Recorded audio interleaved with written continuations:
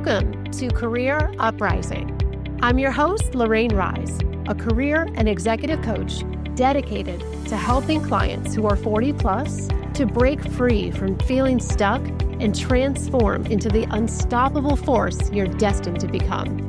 I'm a former recruiter and two-time career changer, and I know what it takes to get hired. If you're in a job search, stuck in a toxic job, or simply hungry for what's next in your career, this show will provide you with a unique blend of practical strategies and big picture insights to guide you every step of the way. Let's start the uprising. Hey there, everyone. Welcome to the show, and welcome, of course, again to 2025. We're still a little bit in January, I think, when this show comes out, and I'm so excited. I have my very first guest of the year. Beth Solomon is here. This is all about going from fired to fabulous. Beth has an incredible career story to share. She's a connection that I just recently made, really, just in the last couple of months through a mutual connection that we have. And I think you are going to be very, very inspired by her story.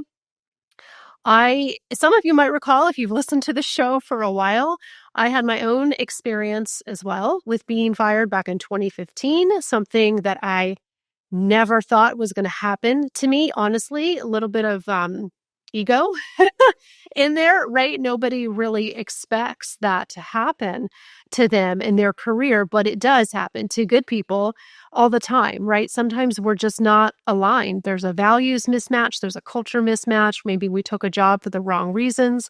I have lived through that. And I have to say, it was one of the greatest things that ever happened to me.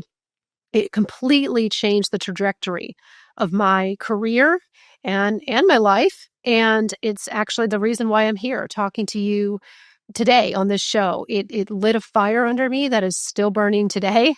And I channeled it into something incredibly positive and built a business afterwards. So it looks a little different for everyone, but it can be a really, really good thing, but it's about knowing what to do next, how to bounce back from it. Or as Beth says, from fired to fabulous. I love that phrase. So I want you to get to know her a little bit more. She's going to come on in just a minute and share her career journey and her insights for how you can recover from something like this. Beth has a fascinating career path. She has one of those careers that is very unique, and it just makes you want to lean in and hear more. She started out as a radio operator in East Africa broadcasting for Voice of America. She was also a producer for ABC News when the Berlin Wall came down. She has truly witnessed history unfold and been there in some of the most pivotal moments. She also went into the newspaper world, writing opinions for major papers like the Atlanta Journal and Constitution, and she even made her way to Capitol Hill and became a speechwriter for Senator Sam Nunn. So this woman has a phenomenal and storied career. I'm sure she has many stories. Not only that, she also ended up at one point working for a major talent agency in Hollywood, and she has also gone to Yale. She's a Yale grad. The list goes on, but I want you to hear from her in her own words, her journey, the ups and the downs, and what led her to write her recent book, From Fired to Fabulous. So we are so happy to have you here, Beth. Welcome to the show. Thanks so much, Lorraine. Well, what a privilege to be here and what an honor to be the first show of the year. It feels already it's going to be a good year for me just starting it out this way. Yes, but as you said, my career, although I think it's been a very good one, it certainly had its ups and downs because I've been fired a lot. In fact, I've been fired more times than anyone I know. And I used to be really embarrassed about it. But then I noticed there was a story hidden in all those pink slips and dismissals. It's really hard to be fired. It's one of the toughest things that ever happens to you in a career. You feel embarrassed, humiliated, confused. I was financially terrified of what would happen. You know, it's a black mark. It just stirs up these feelings, the worst feelings you can have of rejection. And I think it really takes us back to the earliest rejections of our lives, when we were punished or told we were bad as little kids. And somehow all that stuff just gets stirred right up when this happens. Although, as you said, it happens all the time. And it really should be the best thing that's ever happened to you. But the hardest part is just picking yourself up off the floor when it happens to you.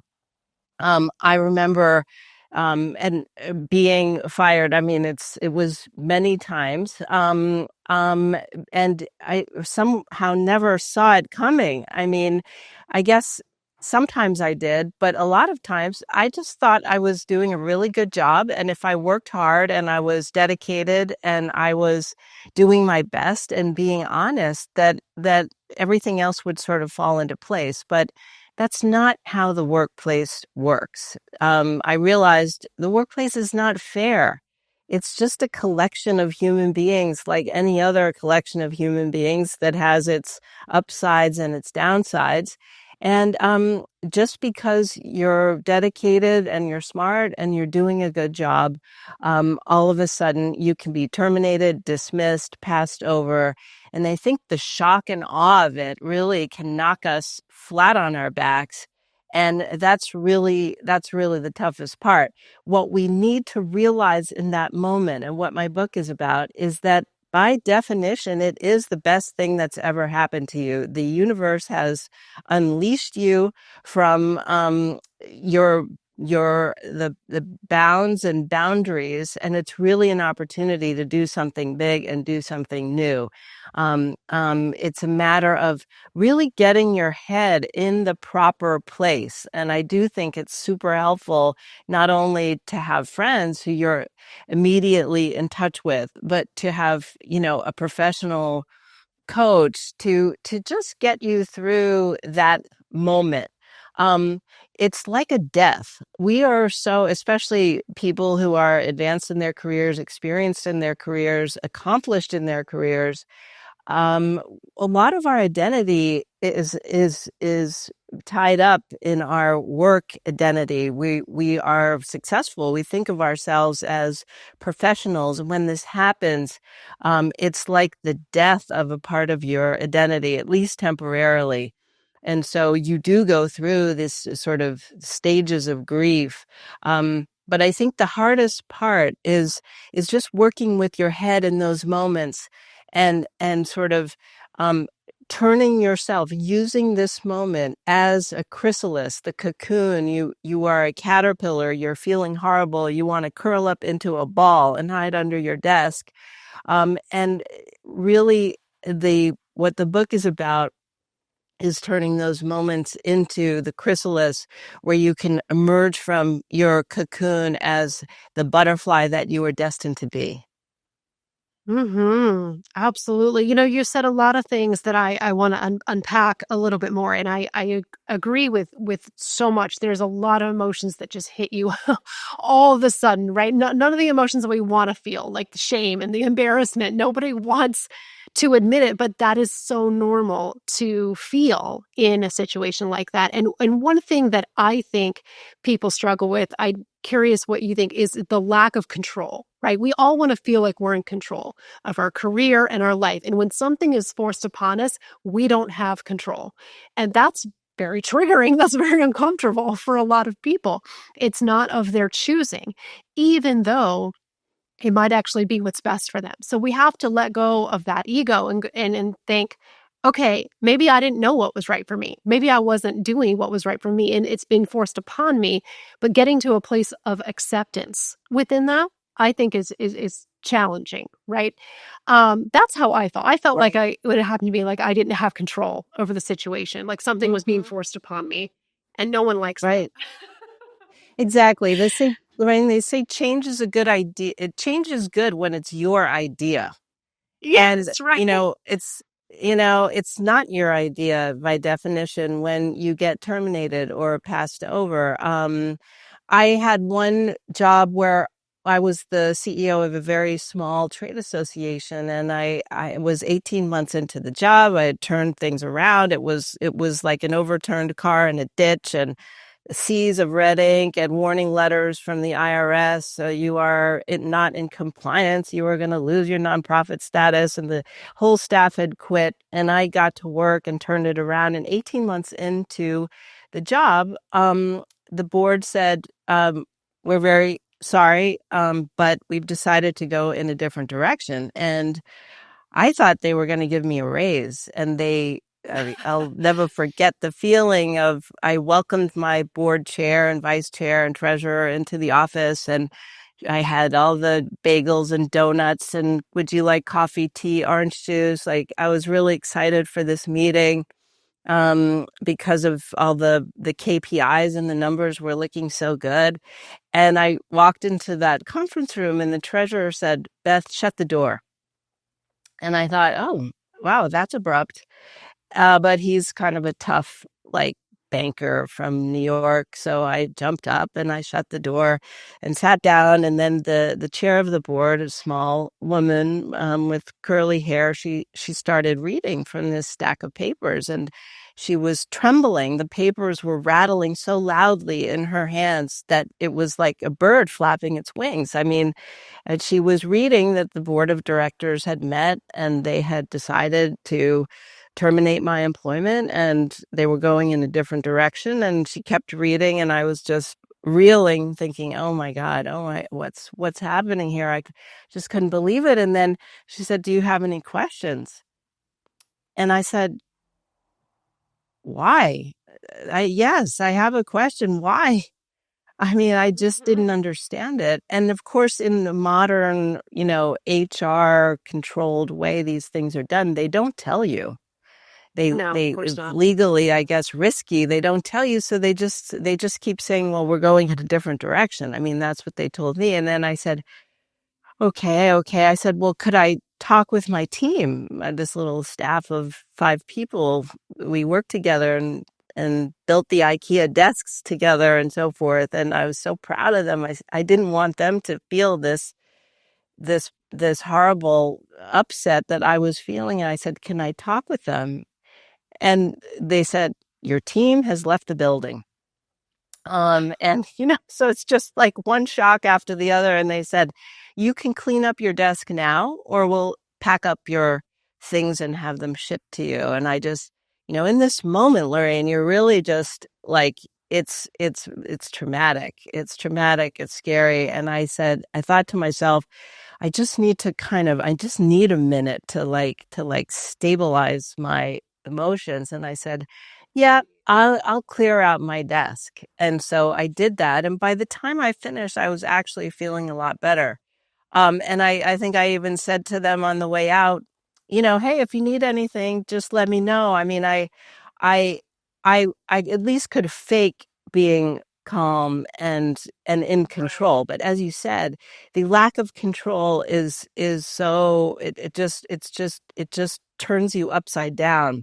However, that happened after 18 months, and they ended up giving me a 6-month severance. So I was paid for 2 years, including health insurance, for a job I did for 18 months. And had that been the offer going into it, I would have said, yes, please sign me up. That sounds like a great deal. I'll work for 18 months and be paid for 2 years. I mean, where do I sign? But but Right. but in that moment, you don't feel that way. You feel like, oh my God, how could this be happening to me? Like you Of said. course, yeah. So what what's the first thing someone does? So this happens, right? You get fired, you're home now. Your mindset's probably a wreck. Where does somebody begin to pick themselves back up? Is it a mindset shift? Is it going out and getting help from someone? How do you begin the process of healing from something like this? Great question. So, first of all, I think you should get it into your mind that this is an extended vacation. Okay. And you have an opportunity to do some things that you inevitably haven't been doing. So in the many times I was fired, I would just start cleaning things up in my house. Like, there's a stack of papers over there that needs to be dusted. Oh, my closet really is so disorganized. And doing those small tasks reestablish that sense of control. And then you're keeping busy. You are, I think you have to allow for the grief. You're going to have a few days of like grief. And I think it's important to allow that. You might need to cry.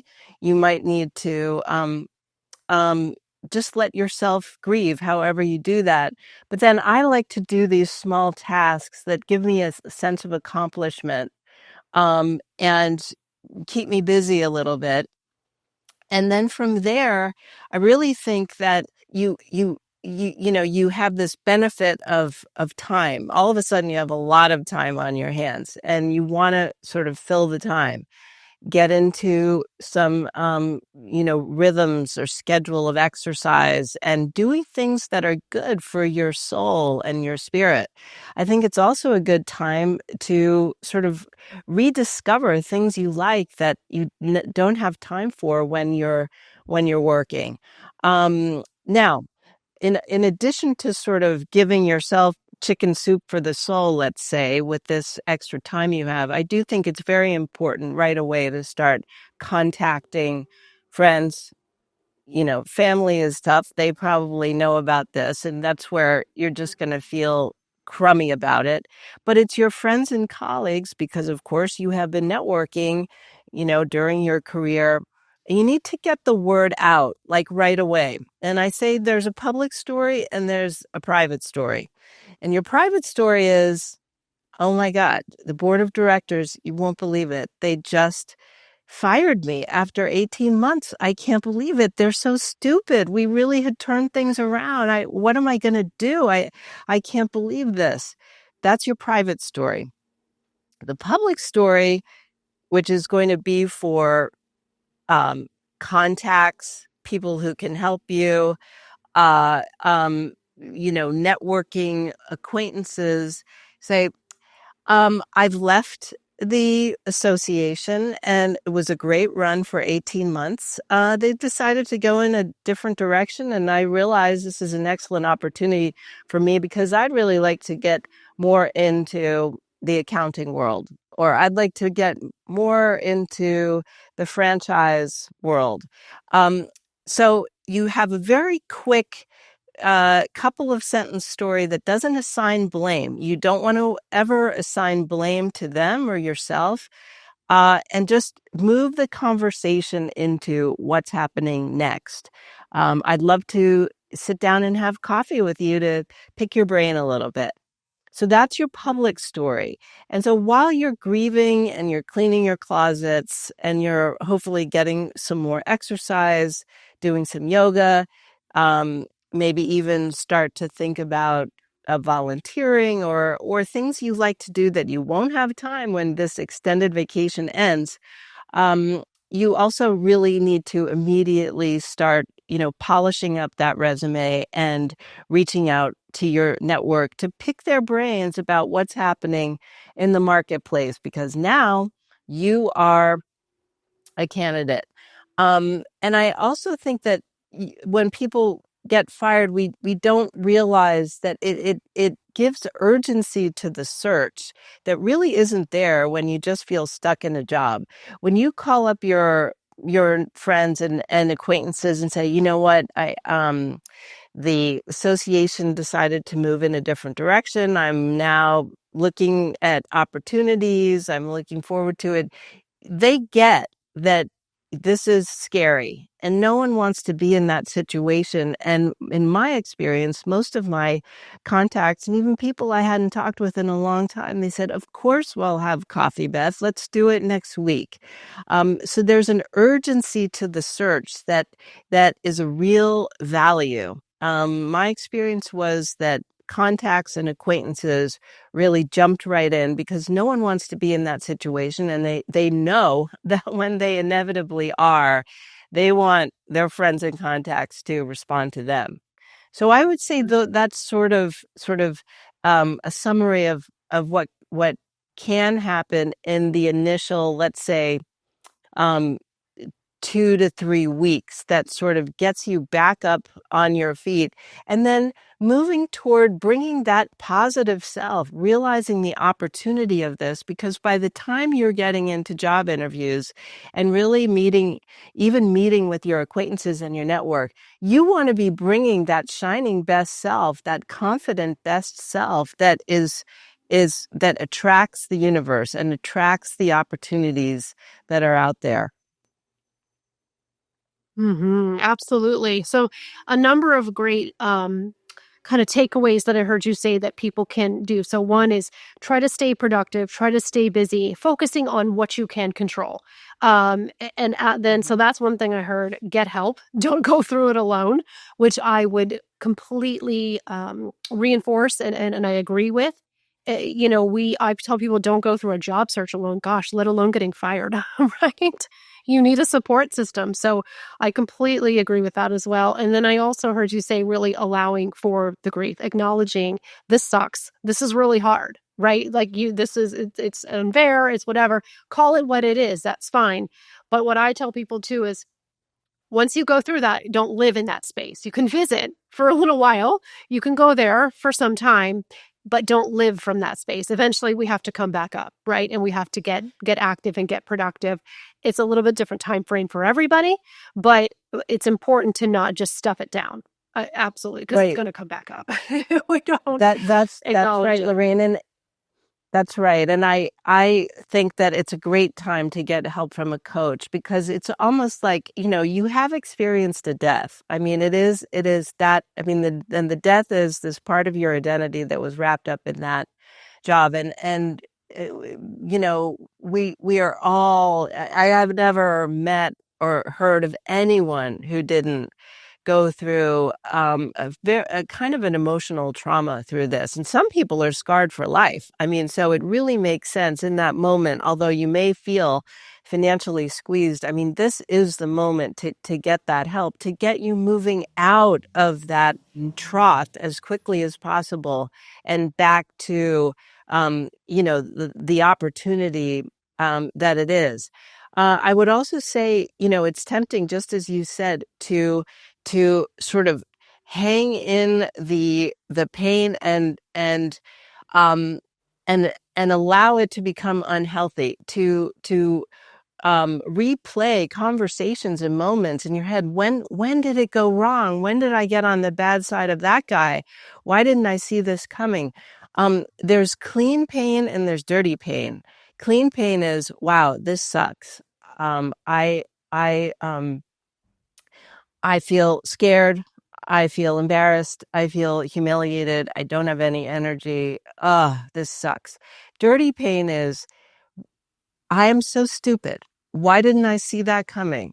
This is a huge stain on my resume. I will never recover from this. You cannot pile on yourself. And this is where I think professional help can really keep you on a healthy course, because this is a very common problem and we shouldn't be embarrassed about it. I mean, a big part of the reason I wrote this book, Lorraine, is that I realized, like, we don't talk about this.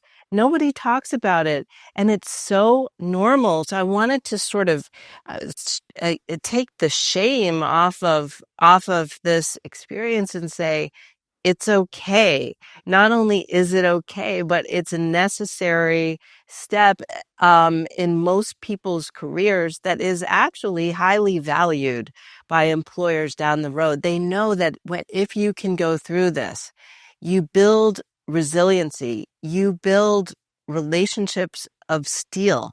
Looking back on my career, I wouldn't have, it was much more valuable to me to go through these and grow from it than any set of terminations hindered my career. And another aspect I think people don't really realize is that just the changing of jobs is what it takes to raise your compensation. So in 10 years and 4 terminations that I had, I calculated my compensation increased 400%. So, and that's not unusual. But it just sucks when it happens. But to realize the potential of it, and especially if you get help from people like you, Lorraine, it's a great opportunity.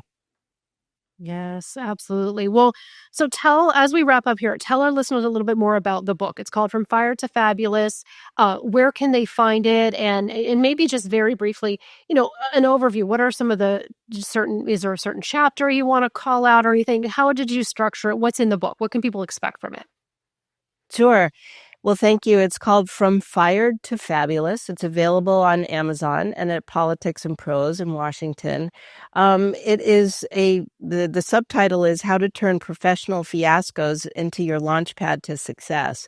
And it's a combination of my kind of hair-raising, embarrassing stories, but also a very practical guide about what to do in the days after, the weeks after, everything from how to refresh your resume, to how to handle the interview, how to, what to say and what not to say about these bumps that happen, how to write thank you notes, how to network, what is effective networking. So I think it's a practical guide as well as I hope being an entertaining read. I mean, some people say you can read this book as a self-help um, or a business book, but it's should be entertaining and fun as well as being the guide that I hope people can benefit from when they're in this tough moment. I will also say that my own path of terminations led to meeting the love of my life, and we're getting married. And this never would have happened had I not been terminated over and over again. And so, I don't necessarily recommend that you get fired as often as I did, that if you haven't done it, you might want to try it sometime.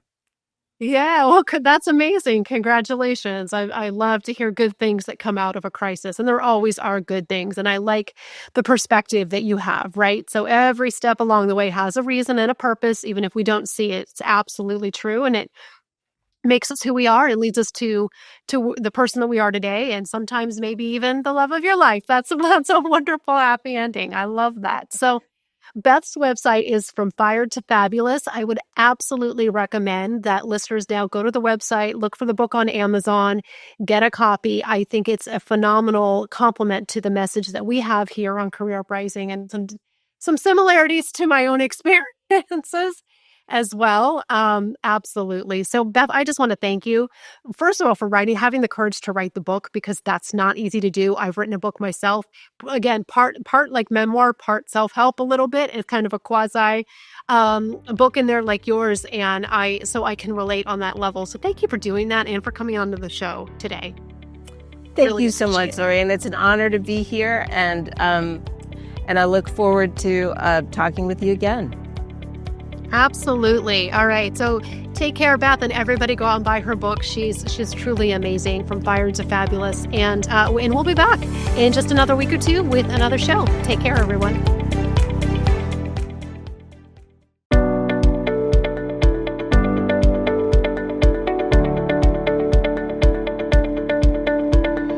Hey, it's Lorraine, and I want to say thanks for listening. If you found value in today's show, I would be honored to have your review on Apple Podcasts. It's the single best way to help this show be found by other listeners, and you'll earn some good karma. Thanks again for tuning in, and I can't wait to connect with you next time on Career Uprising.